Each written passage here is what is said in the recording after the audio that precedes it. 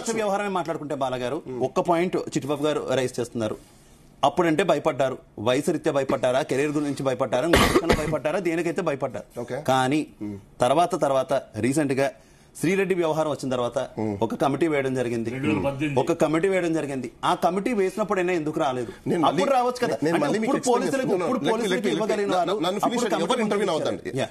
ఇదే కమిటీ వాళ్ళు ఏం చెప్పారంటే బేసికల్ గా చట్టాలు ఉన్నాయని చెప్పి అందరికీ తెలుసు. అవునా? పెళ్లి చేసుకున్న ప్రతి ఒక్క అమ్మాయికి తెలుసు. కానీ ఆ అమ్మాయి ఎందుకు పెళ్లి చేసుకున్న తర్వాత కూడా హింసలు పడుతున్నా కూడా కేసు ఎందుకు పెట్టలేకపోతున్నారంటే కొంతమందికి తెలియదు. వాళ్ళకి ఎలా చేయాలి, ఏం చేయాలి, ఏ విధంగా వెళ్ళాలి.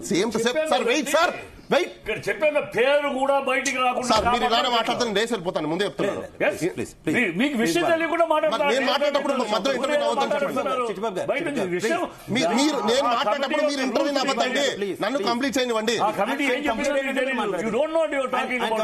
Sir, that committees before the media they admitted that. What admitted? They admitted that మేము వాస్ట్ పబ్లిసిటీ చెయ్యాలి. Let me complete. తెలుసండి, సినిమా అందరికీ తెలుసు, ఆవిడకి తెలుసు, నాకు తెలుసు. ఎవరిని అడగండి.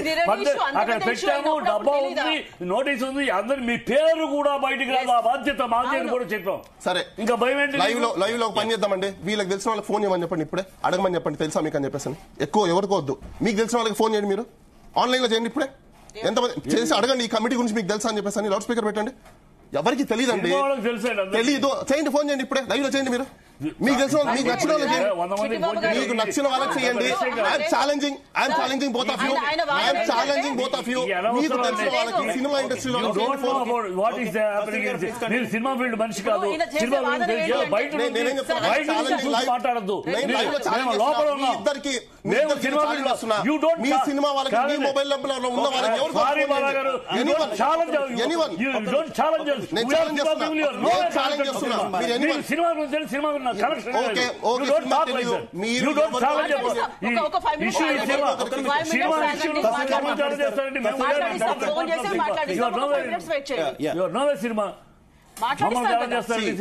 కమిటీనే ఒప్పుకునింది. వాళ్ళు ఏం సార్ ఇక్కడ కమిటీ ఏమనంటే మా కమిటీ ఉంది, చాలా మందికి మేము ఈ విషయం గురించి తెలియకపోయి ఉండొచ్చు. మేము నన్ను కంప్లీట్ చేయనివ్వండి సార్.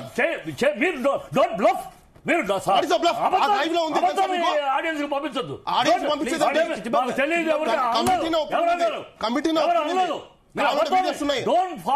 వీడియోస్ ఉన్నాయి, చూసుకోండి. రాంగ్ మెసేజ్, నా టైంలో మోడరేటర్ గారు మీరే ఆపరేట్ చేయాలి. పబ్లిక్ వెళ్ళాలి. కమిటీని నేను మీ దగ్గరకు వస్తున్నా బాలగారు. చిట్టిబాబు గారు, ఈ క్వశ్చన్ మీకే. రీసెంట్ గా సమంత ఋతుప్రభు కూడా మనం మలయాళం ఇండస్ట్రీలో ఆ రోజు కూడా మీరు డిస్కషన్ లో ఉన్నారు, అప్పుడు కూడా నేను ప్రస్తావించాను. మొత్తం ఆల్రెడీ కమిటీ వేశారు. ఆ కమిటీ ప్రభుత్వానికి ఒక రిపోర్ట్ ఇచ్చింది.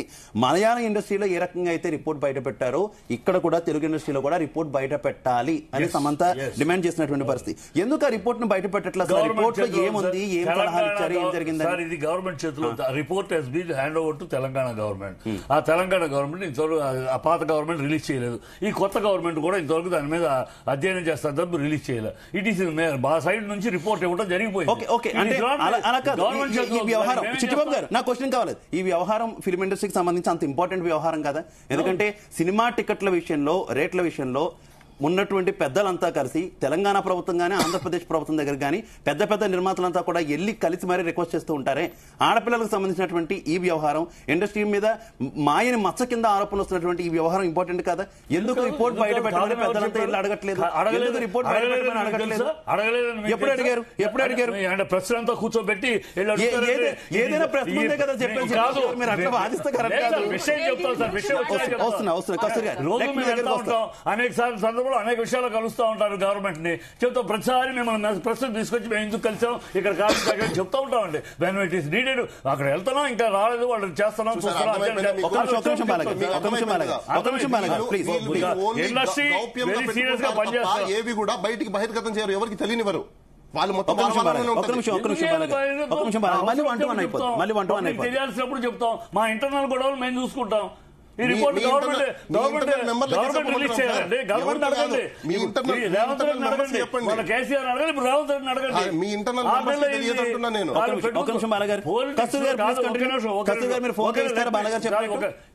పాలిటిక్స్